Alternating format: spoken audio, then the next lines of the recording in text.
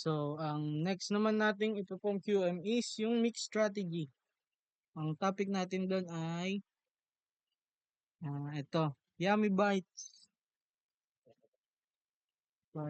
Product Launch. So, parang same lang siya ng pure strategy.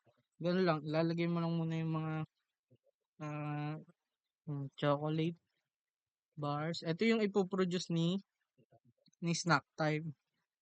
Ito, Sour Candies. Cheesy Pops. Ito naman yung sa Yummy Bites natin.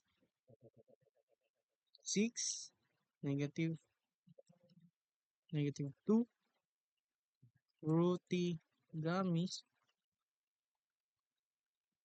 and negative 3, and 1. So, ayun. After makuha natin nun is, pipindutin lang natin yung solve. So, i-check natin kung same ba yung nakuhang answer. So, ayun.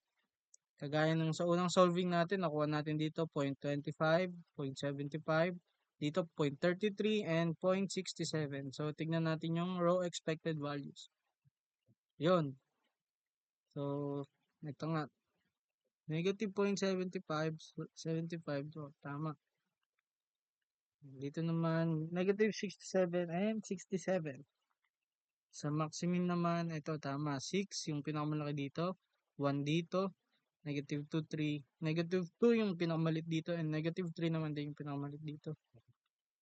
So, yun. Walang dominated. Kaya naging mix yung ano niya. Strategy niya. So, ito yung final graph. Which is wala. So, yun. That's all.